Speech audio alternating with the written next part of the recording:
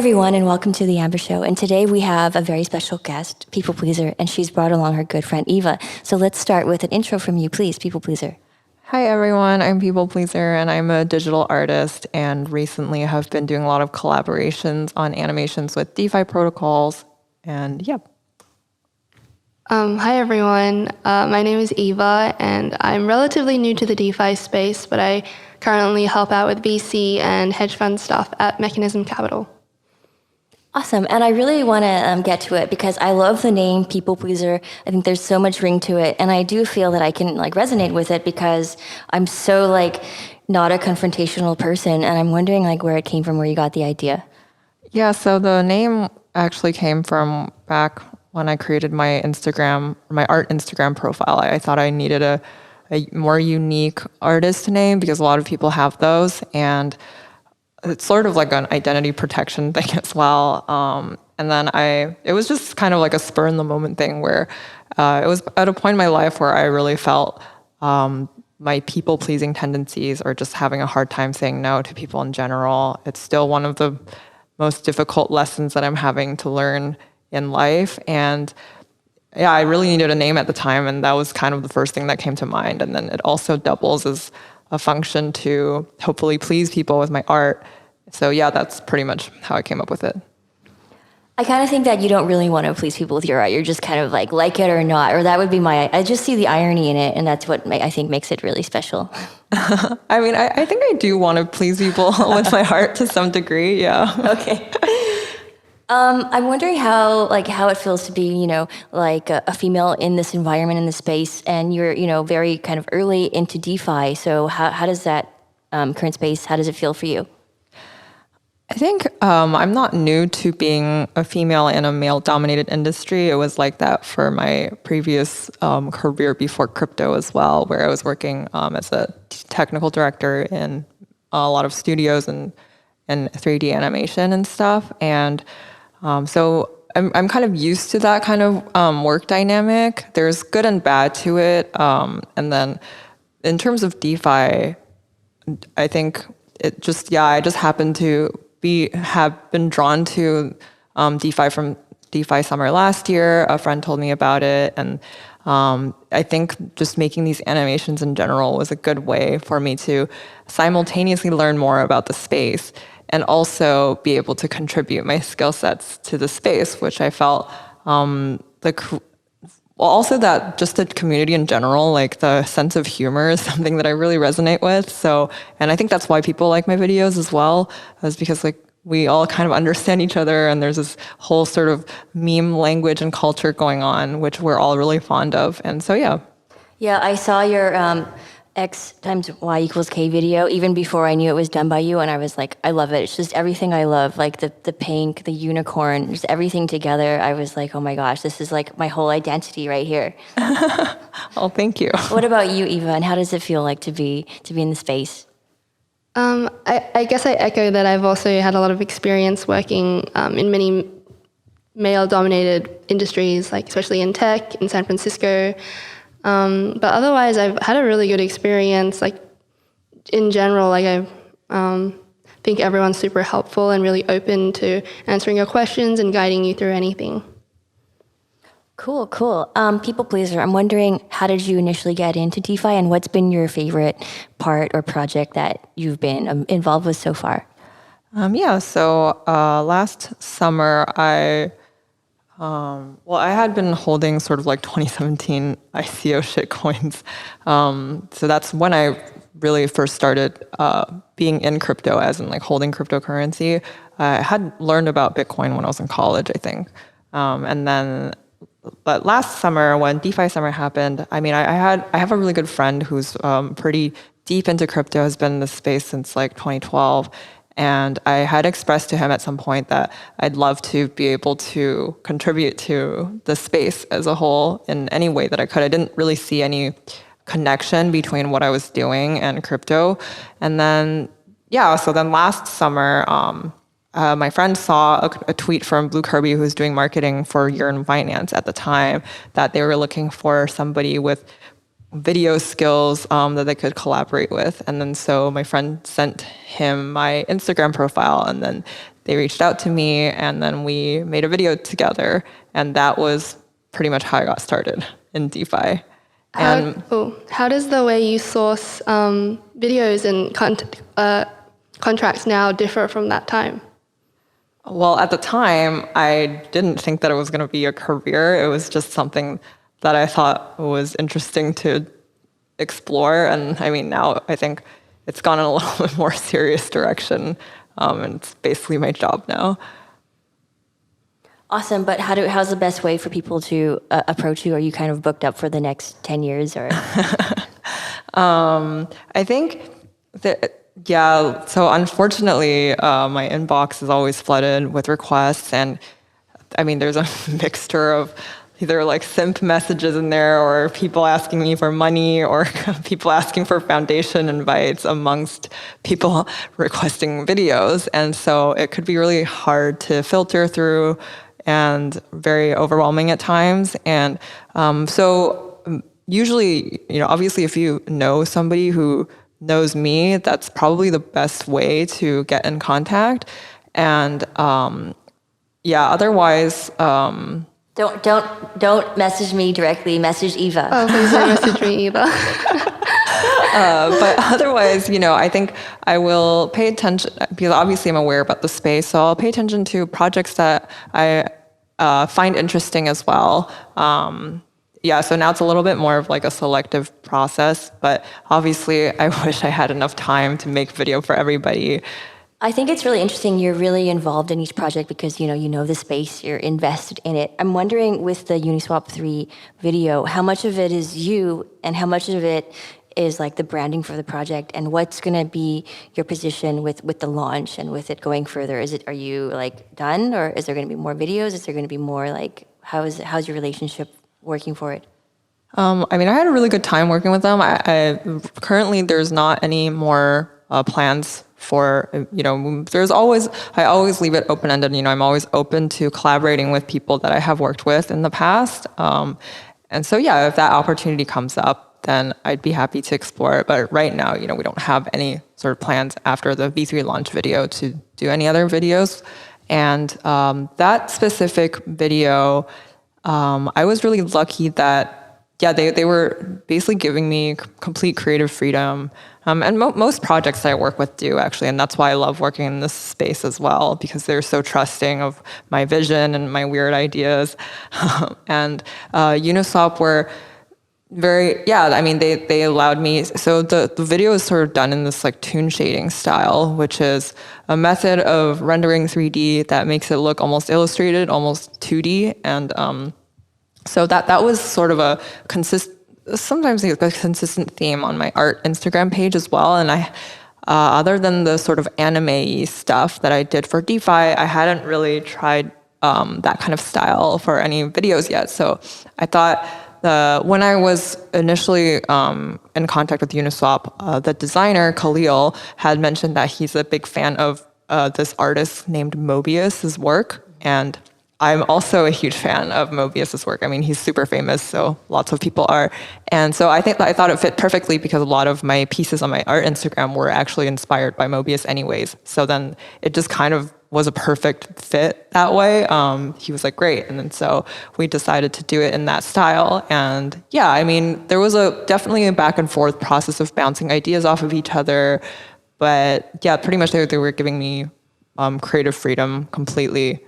Yeah, because I do think that there's a lot of like consistency, and I do love like the clouds. I love the feminine shape. It's just so cute, but like not cute. It just has a very distinct style. So maybe you could share a bit more on that story and that like artist vision. It's funny. I was talking with this VC future fund last time, and then he was also saying that he noticed that there's a degree of femininity in my work, which I actually never thought about before. I just kind of do what makes sense to me, color palette wise, or how I like expressing myself or how I'm feeling. And so it's not intentional, but I guess because it is self-expressive. That's probably where the feminine part comes out. Yeah. So for those who don't know, you also minted this video as an NFT. Do you want to talk more about about that story and what's the latest update on everything?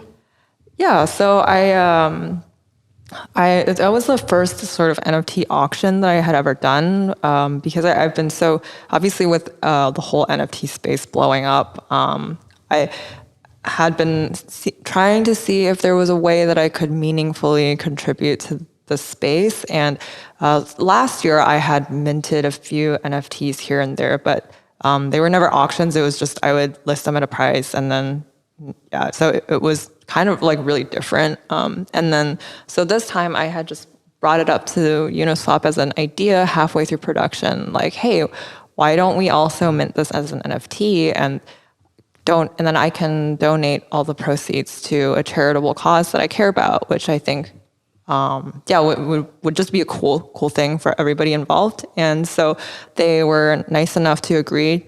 And yeah, so then I ended up listing it on Foundation, and then it sold for 310 Ethereum.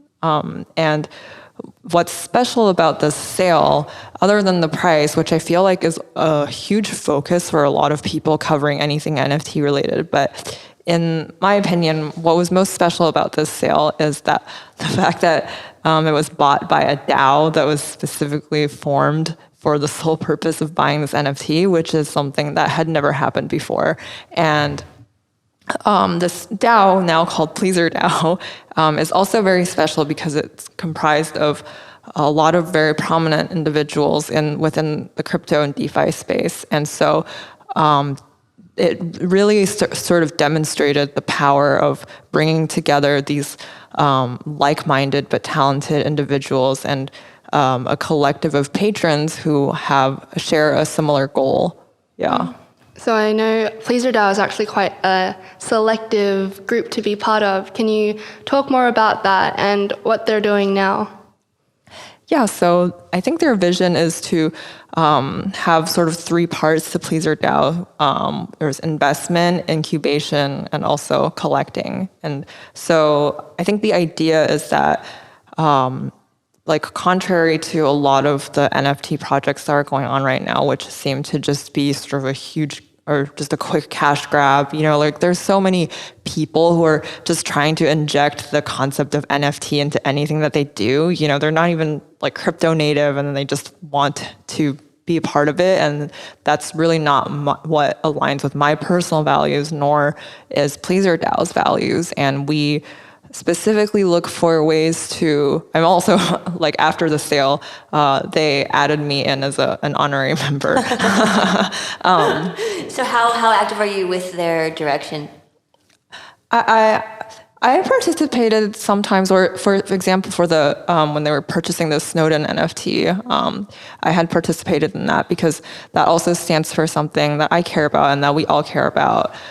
So yeah, I think that the direction of the DAO is generally to do good and sort of contribute meaningfully to the NFT space, and also possibly launch artists in the future. And only sort of collect pieces that have value either in a historic sense or just standing for something that we all care about or aligns with our values. That's amazing. Is it a group collective that's coming up with this vision? And can you tell us more about the Snowden drop? I think that all of the visions that they're coming up with as a collective. But what's really amazing is just to see how all of these people are so in sync. So it's not like, there's all these opposing or different ideas. I think they were pretty much very much aligned from the beginning. And specifically for the Snowden sale, I think somebody had just found it and then shared it in the Pleasr DAO Telegram and said, hey, let's check out this piece by Snowden. And then the moment I think everybody laid eyes on it, we all knew that it was going to be a special one. And then so it was pretty much a unanimous decision that everybody was like, we need to get this piece. And it's honestly really impressive to watch them because this is my first time seeing this kind of action from behind the scenes, and to watch them coordinate under such time pressure and but do it so well and efficiently, so that within 13 hours of the sale, they had started like raising capital, getting together multi-sigs, and just like it was just very impressive to watch. And then I also helped a little bit with the process of reaching out to people to source capital, because they are, a little bit selective about who can become a member, or at least right now, extending invites to members is quite a selective process. And then so it was really interesting to see that all happen, and super impressive that they managed to source the amount of capital that they felt that they needed to basically win the bid. I mean, it was a very, very crazy auction. If anybody hasn't seen it, you can see it on Foundation right now. Yeah, it's really interesting that the people within Pleasr DAO are quite DeFi native people. What do you think are some of the main differences between more of the traditional art people and collectors entering into the NFT space versus like the DeFi native people entering the space? I think that the DeFi native people are all very, very innovative thinkers, because DeFi in itself is a sort of nth head monster that's continuously evolving and growing, and there's so many ideas and projects that are coming out so quick and innovative all the time. And so I think the collective minds within Pleasr DAO are all people who are very creative in the way that they think, and understand tokenomics very well and understand crypto. So I think that's sort of what sets them apart, or gives them that advantage within NFTs, which is sort of an industry that is built on cryptocurrencies, right, or the blockchain. And so for people to understand that and leverage that kind of knowledge, to coordinate things like using multi-sigs, which I think really put them at an advantage. And is probably not something that you see as much in the traditional art NFT world, where a lot of people are just coming in from the outside and maybe not necessarily be that informed about cryptocurrency or blockchains yet. So I think a lot of them are thinking more linearly in terms of just, minting artwork, selling it, and that's it. I'm wondering, you're kind of like the top of like the DeFi artist in the space, and now there's all these artists that are from an art background that are coming into the NFT space. Maybe you can explain if there's like a difference there, or what are your thoughts on it? I think just me personally, my values are all just, I think maybe something that I don't entirely agree with within the NFT space is that the narrative is very much focused on, whenever an artist makes a big sale, and then all of the narratives are always focused on specifically money and putting the spotlight on one person. And I feel like that's sort of like not necessarily what Pleasr DAO is about, because it's more of like a collective and operating as a group, instead of like one whale collector who is just collecting for themselves. And not that there's anything wrong with that, it's just different from our values, I think. But do you think that you've brought this up a few times, that like less emphasis should be put on how much things are sold and more emphasis on how it's growing, or what are your thoughts there? Yeah, I mean, I think there's just so much potential in this like industry in general that I think the emphasis should be put on, for example, interesting drop mechanics that could be developed with blockchain technology, as opposed to just how much did this sell for, because there's just so many more interesting things that are happening and that are possible with this technology, that if you were going to focus on just sales, you could just go back to the traditional art world, so. Yeah, that's definitely not what's going to keep the industry alive and relevant. But what kind of tips would you give to all these artists that are interested in getting into NFTs? Like, what are the first things they should be cautious or aware of? I think they should be cautious that there is very much a driven narrative within the space that, if you start selling NFTs, you'll immediately make so much money, which is definitely not true.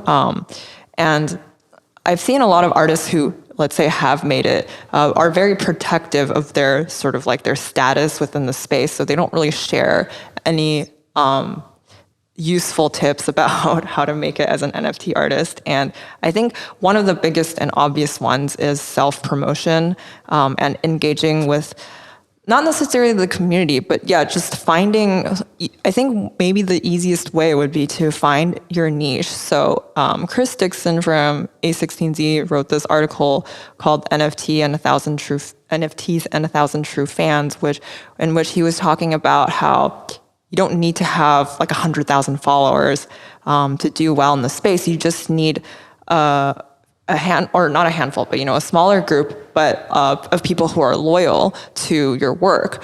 And that's, I think, maybe what you can see with my work as well, is that I have a very loyal, tight DeFi/crypto community or fan base. And so, yeah, that's kind of really what's more important, is capturing the value there as opposed to. But are you saying that the niche is on the people that are your fans, or the niche is on your story and building up your personal story? It could be either way. I think it's just about finding the right crowd that works for you and that you resonate with. And like I see a lot of traditional artists or people coming into the NFT space and just slapping a Bitcoin or Ethereum model into their work and trying to be like, oh, I'm so crypto now. And I think that's probably not the way to do it. Do you feel like there's a medium that makes it work better? What about like these mashups that I've kind of been seeing lately? What kind of mashups? Like, like DJ with artist, or like those sort of like mixing. I mean, obviously, any sort of creative collaborations are always cool, and but I do think that it is important for those collaborations. A lot of times are focused very much on it. Let's say if it's a DJ, then they make it very much about themselves, and often sometimes don't even properly credit the visual collaborator or something, and. So I think that kind of behavior is kind of damaging to the space, or at least, to visual artists in general, or just NFTs. And so, in my opinion, if it's an audio visual collaboration, it should always be equal, right? Like, I really do feel that I'm sitting down with you guys, and I do feel that this is such a pivotal moment in your career. I feel like in 6 months, who's Amber, who's Eva, you're just gonna be skyrocketed to like the top of the DeFi, what's happening in DeFi. So how does that feel for you with these like sales and this attention? I feel like you're such a down to earth person. How does it feel to have all these people like really into your art and really supportive and in such a really amazing organic way? I mean, obviously I'm super grateful, and I always have to sort of like stop and remember to take a look around and see what's happening, and I'm just full of appreciation for the people who support my work, honestly, and it makes me happy that they enjoy watching my videos. I was talking with Eva last time about the conflict of being a people pleaser, which maybe you can talk about it a little bit. Yeah, I mean, you like to please people, and that's where your name originally came from. But the more people you please, you have more people to please, and you can't please everyone. So it's kind of a struggle there. Yeah. I'll be the one that's just like, no, she's done. She's capped. She doesn't care about you. And I think also within the sort of like just when I do work, I always try to maintain a certain level of objectivity. And I think that is sort of part of what makes my work likable or enjoyable for people, is because I'm always trying to view it through the lens of somebody else and thinking, are they going to like this? And it's this constant like feedback loop or recalibration of values, right? And I think it's important to not get lost in subjectivity where, with the kind of mindset of like, oh, well, if I think it's good, then it's good. I kind of feel like from day one, you've sort of really done your work and your whole identity as for others, which is, what you're saying is the common trend. But so what about like with the Pleasr DAO and with your foundation? You've done a lot with your foundation. I feel like you're being quiet with. So maybe you can explain on your hopes and goals for that. My foundation? I think she means the charity money. Charity money, yeah. Oh, I assume you're going to turn it into like a foundation or organization of some form. Well, actually, we're working with Endowment, which is they were basically helping to off ramp the crypto and distribute it to charities. And then, I don't think we mentioned it in this episode so far that the funds raised from the Uniswap sale are going specifically towards charities that help with the. I'm working with a bunch of volunteers with the Stand with Asians movement, and we have been collectively researching and collecting information on charities and nonprofit organizations that help benefit the Asian American and Pacific Islanders community within the United States. And so, it's not necessarily, and I think so for that part, we're just calling it the Stand with Asians Fund, and it's going to be a fund that is with Endowment. And then we actually recently held a round of applications as well, so that if you're a charity or a nonprofit organization and you're interested, you can apply. And then so now we're in the process of filtering through those applications and doing research and selecting them. And then once we come down to selection, then we'll roll out grants of $25,000 to each one. And we will also request that they show a report 3 months after to see what they've done with those funds. That's awesome. What do you think is the best way to have Asians' voices heard more, in Asia, in the US or Canada?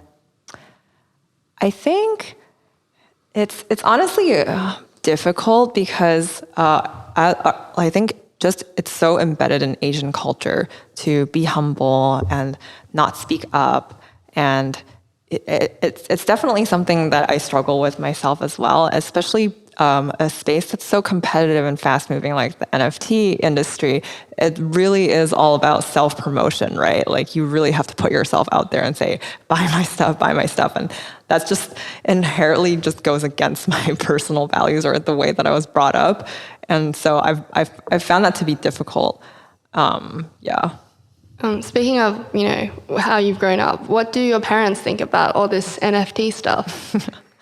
I think they're obviously proud of me, but as Asian parents do, they're just also very nonchalant and go about their day as usual. Okay. Yeah, I kind of relate to that. My parents have no idea what I do at work, and they're almost wondering, is this real money? Is it all going to go away? I mean, I've converted my dad to, he's a coiner now. And so he holds Bitcoin and Ethereum, which is good. I'm wondering, you've done a lot of work for DeFi projects in the DeFi space. What are you working on now? Is there going to be your own signature collection? Or are you going to be doing sort of NFTs for members of the DAO, or what's coming up next? So actually coming up is, recently I've been spending a lot of time being on podcasts or interviews, but and then I think a lot of panels as well. And specifically, I have the Andreessen Horowitz NFT Summit that's coming up on May 4th. And is that with Ashton Kutcher? No, different one. No. Okay. It's the speakers are mainly partners at A16Z, but there's also Kayvon, the founder of Foundation, and also the CEO of OpenSea and the CTO of Dapper Labs are all going to be speaking at this panel as well. And I will be collaborating with Andreessen Horowitz to do an NFT. Well, I mean, I'm doing an NFT, but it's a commemorative NFT piece for this panel. So that will be revealed and dropped at the end of my panel coming up on May 4th. Is this a virtual panel or? Yeah, it's a virtual panel. Cool. So you mentioned that you are going all these panels and stuff like that. How do you choose, what speaking events that you usually like to take? I think maybe seeing who the other speakers are important as well. And yeah, that's pretty much it. That makes sense. You mentioned NFT, like the NFT launch. So you get a lot of requests for like certain NFT drops. How do you choose which ones that you end up doing, or like what excites you? What projects what usually excites you? I think generally there has to be like a purpose. So yeah, with the Andreessen Horowitz one, they're cross-hosting this panel with the Stanford Center of Blockchain Research. And so that, for example, would be meaningful to me. And so I feel like it's worth doing an NFT for this specific occasion. I would not be interested in anything that feels very forced, like when people are saying, oh, I have this idea, and then they're just also slapping the letter NFT on it, like that's way less interesting to me, and I wouldn't really. Do you feel like the future of NFTs is just going to be art, and it's not going to matter if it's an NFT or not? I don't think so. There's so much untapped potential in the space, and one that I often talk about is the metaverse and games, right? Like, because there's so much potential there, and I think that actually is where the true values of NFTs lies, because especially with the last year with COVID being a thing and everybody being stuck inside all the time, sort of a lot of the way for people to kind of escape or mentally escape is going on anything like virtual, so playing games, going on the metaverse. That was the first time that I had been on Decentraland as well, which honestly is really cool. But you can see that, as our sort of like hardware and software keep developing, that it's only going to get better and better and then become more and more immersive. And I think, so it could be like any kind of like rich data type NFTs. So not just art, but also like special abilities for your character, or like traits of a character could be an NFT. I don't know. There's so much potential in that sort of like metaverse sense that people just aren't even talking about. Is this something you're looking to get into? What kind of projects are you interested in now, and like what would be like the goal of like making? What kind of gaming pieces would you be interested in? I think anything creative interests me. So yeah, I would be down for a lot of things. Like from designing game characters to NFTs in the metaverse. Yeah, NFTs in the metaverse. Yeah. Mm-hmm. Yeah, I think it was funny. Like last weekend, we were People Pleaser and I were at the park, and there was a tree blocking our view, and she was like, "This wouldn't happen in the metaverse." It was really funny. I think it's like there were mosquitoes, but we wanted to be in the park to view like these pelicans or birds that were really beautiful. But I think the power of the metaverse is to sort of like simulate these things, and then you can also have the convenience of like not having a lot of people, or removing obstacles. So there's definitely a lot of stuff that could be done there. I think people really want to get to know like the real people pleaser. Like you kind of seem like such a introverted person, but you're actually not. You're actually really kind of active and really friendly. So can you maybe share a little bit about what people don't know about you? I would say that I am an extroverted person, but at least within friend circles I am. I think sort of like on a more larger public facing scale, I'm a little bit more introverted. And this goes back to the whole Asian culture thing and being taught to be humble and not talk about yourself too much, sort of let your work speak for itself kind of philosophy. Yeah, I think one of the really cool things about People Pleaser is that she's an artist, but she's actually really entrepreneurial as well in the way she like approaches her work.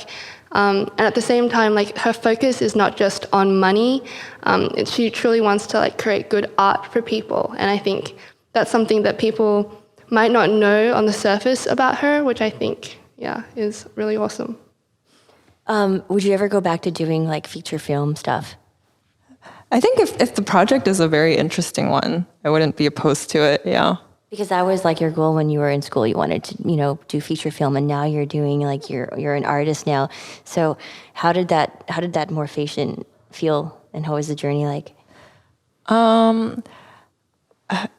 It's just been an incredible journey so far. I'm having fun in everything I do and every stage of the way. But yeah, I'm excited to see where it goes. And I if we were talking about like a hypothetical future, like I'd love to maybe like direct a short film or even a movie or something. That would be really cool. I can see all those combinations going together. Where is home for you? I know we both kind of have a Vancouver connection. So where's home for you? Good question. I think I've lived in a lot of places in my life, and I would always tell people that like I'm from Taiwan because I was born here and my parents are here.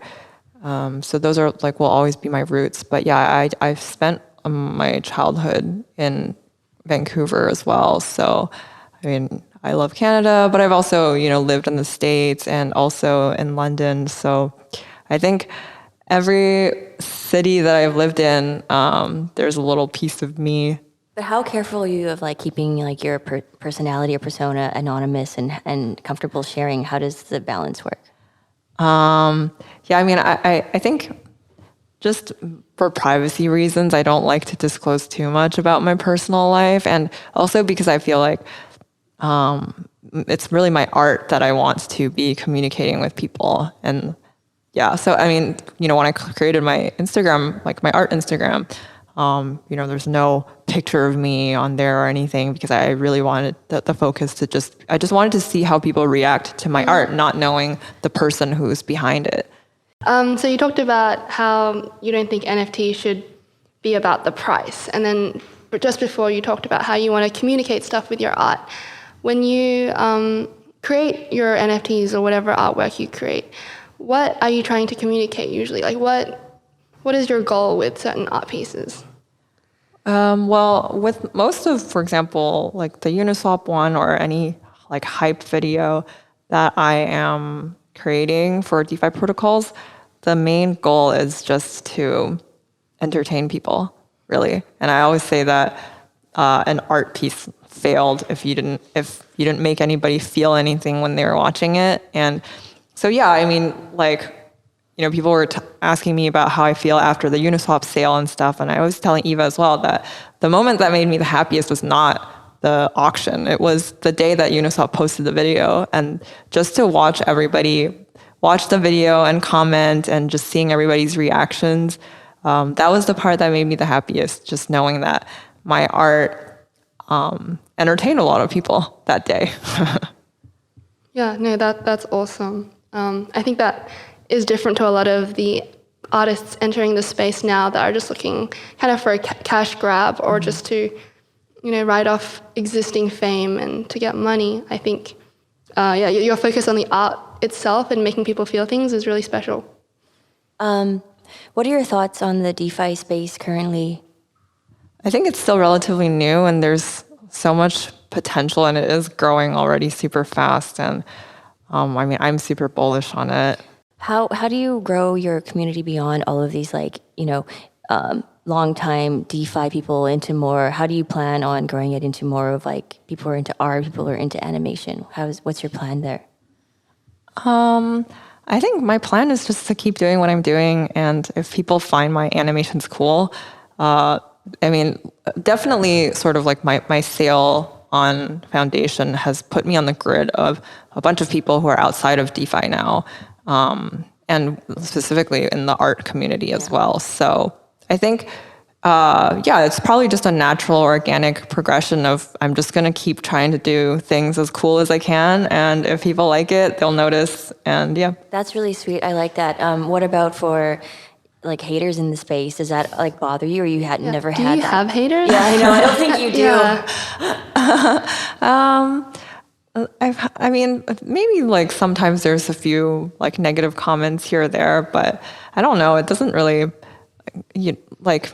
sometimes, it's actually good because then it goes back to like my saying about recalibrating your values and, I think a really dangerous thing, especially when you're like creating, is sort of like getting caught in your own head. And then you lose that sort of like sense of objectivity because And then I think it would be harder to create something that's like good and enjoyable when you are too subjective in your work, I think. Who would you like to collaborate with in the future? I mean, I think I love music and I have absolutely zero concept of like how music is created. So I have so much respect for musicians and people who make music, and music is such a big part of my life.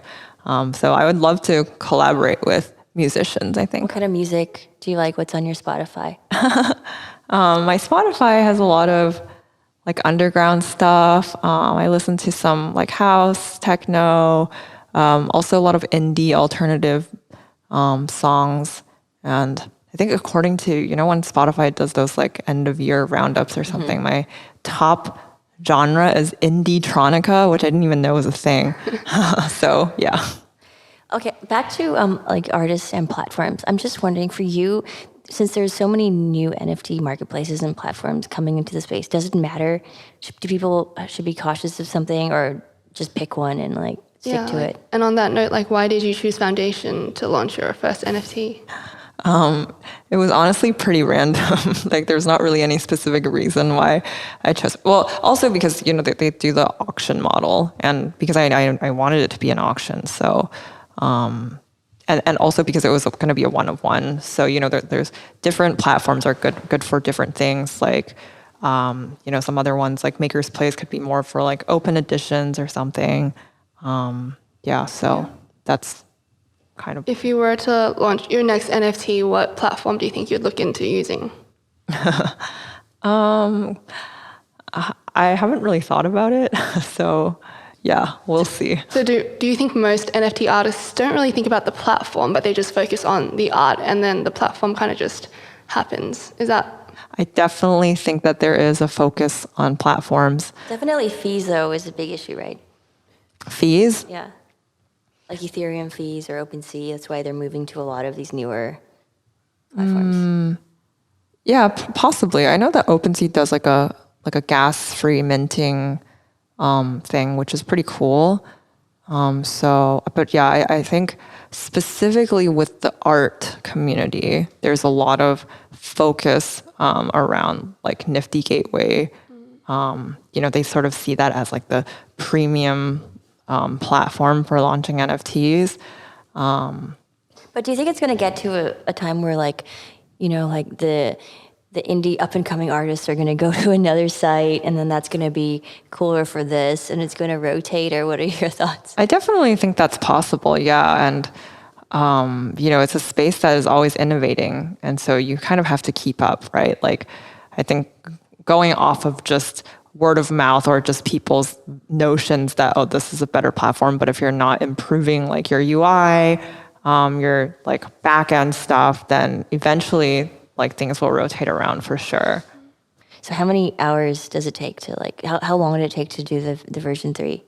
That one took an insane amount of hours throughout the course of like probably a month and a half. Yeah, I feel like people don't understand how much time and work you put into this. Yeah, so I mean, that's another thing is animation is so time consuming, right? Like I remember somebody said a long time ago that there was like a statistic on like a Pixar movie or something, like if one person were to make a Pixar movie, like it would take them like 400 years or something like that. Because animation is just so tedious and time consuming. And so yeah, as a result, I can't just be making videos for people left and right. And I think a lot of times maybe protocols, when they reach out, they don't like really understand that. And a lot of them want things done like yesterday or something So another thing about reaching out, like if anybody is interested in knowing, is that you should be well planned. So don't reach out to me saying you have a launch coming up in 2 weeks and then you want a video for that. Like that is just not enough time. But is it a team effort? Like how many people do you work with, or yeah? I mean, up until recently, it had always just been me. But for the Uniswap one, knowing the time pressure and stuff, I did have the help of 2 other people that I hired and are good friends of mine now too, to help out with like more specific tasks. So I know that there are a lot of people that kind of request things from you or even try to shove certain protocols down your throat. How do you navigate that, or how do you try to handle that? I know, I feel like you don't have an agent, you don't have a manager, you're just like, do you respond to everyone? I definitely don't respond to everyone because I just don't have that capacity to. And yeah, it has crossed my mind that I should probably get like a manager or agent or something, especially because I think my time I is. feel like after this video launches, there's going to be like inboxes. I'll be your manager, like thousands and thousands of people. Yeah. I don't know. But yeah, definitely it's what I'm currently doing is not very scalable. And I think, yeah, something needs to be changed for this. And I think my time is much better spent doing creative things as opposed to any sort of like admin tasks. I just feel like we're so fortunate to be able to have this time with you. And I was telling Eva, like in 6 months to a year, you're just going to be like definitely uncontactable. So what does your career look like in a year's time for you? Like, you know, your envision of it. I honestly don't know. Yeah, but a year is like forever in crypto. Yeah, world. a year is forever in crypto. It could be the bear market, and then I am jobless. You go back to like Pixar. I'm sure Pixar will want. Blizzard.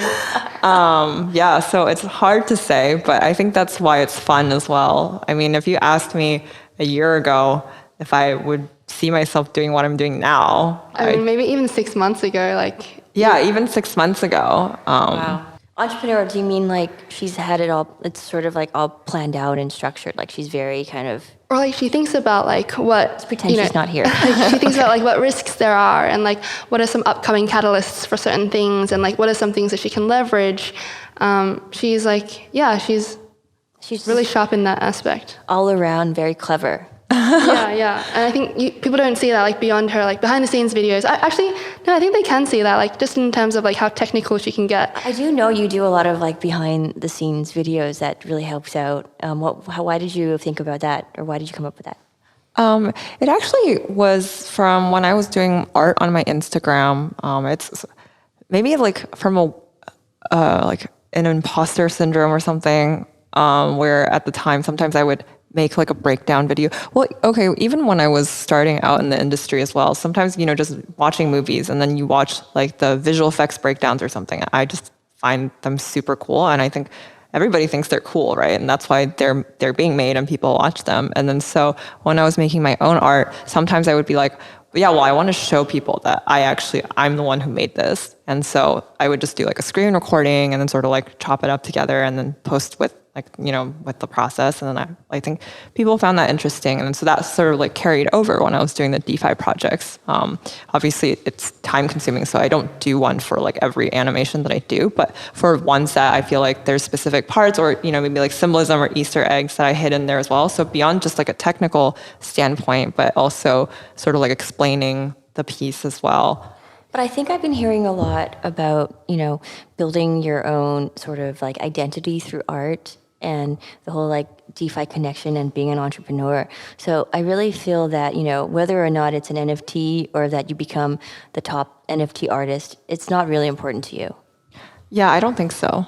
But at least I hope not, you know, like that. My current vision is just that those things will just come as a side effect of me just doing what I love and wanting to make cool stuff that people can enjoy. But it's not only about making the stuff, you're also like, you know, motivating people and getting them involved and getting like a call to action on things that you also care about, right? I think it's really more deep than that, which is also what Eva's trying to say. Yeah, I feel like she intertwines a lot of her life and her values into art as well. And just in the way she even launches her art or like thinks about how she goes about it. Like, for example, the NFT launch for the Uniswap V3 video and how that's to charity.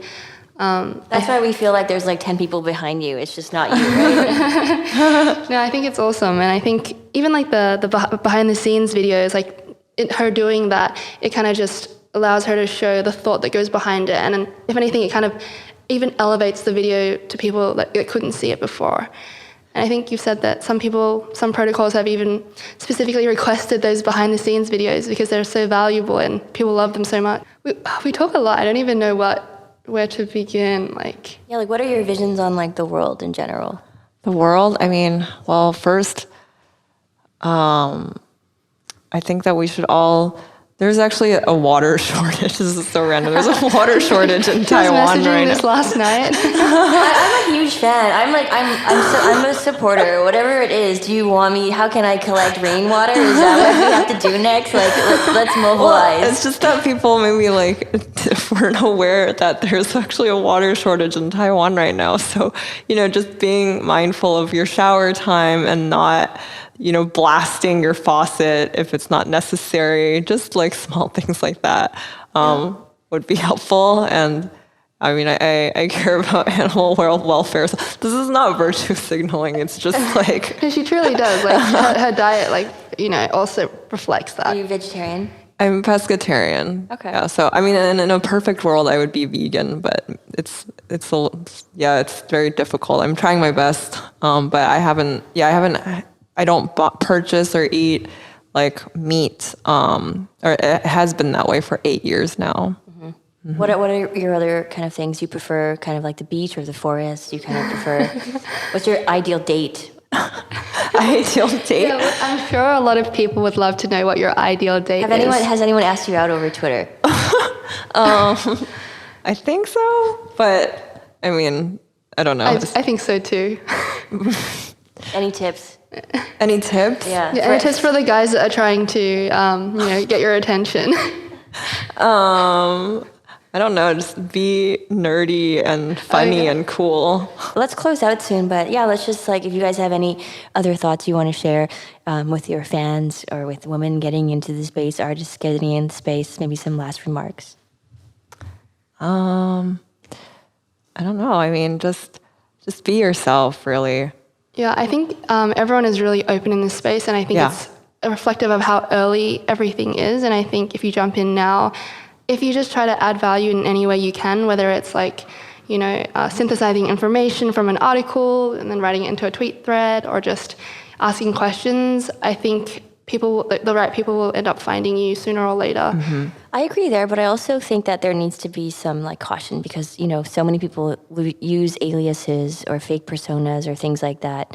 So I think still there needs to be some sense of caution. What do you think? Yeah, I mean, if you're just entering the space, I think sometimes an alias can be good, so you just don't feel, as daunting asking certain questions, expressing certain opinions.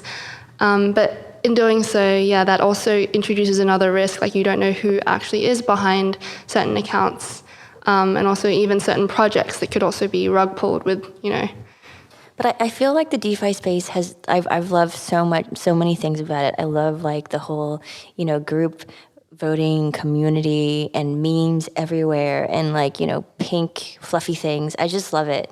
So I hope we do see more of that. So any other last words? Yeah, I mean, even so pplpleasr is doing a lot of panels with really big people in the crypto space. Main stage on Ethereum Summit. And then her description is literally high quality meme generator. That's a fun part of this timeline that we live in, I think. So when you're going to be on this panel with Joe Lubin or there's Snowden, all these. Basically the biggest people in crypto right now. What are you gonna say? What's your kind of view gonna be? I think similar to things that I probably talked about in this episode, just maintaining my core values, talking about the power of DAOs and decentralization. You're still gonna be grounded and really down to earth. Yeah, I think it comes naturally to her. Wow, that's amazing. Really amazing. And really happy that we got this time to sit down with you before you explode. Or fold. There can only be two extremes, right? Yeah. But thank you for having me. Cool. Thank you, Eva. Okay, thank you.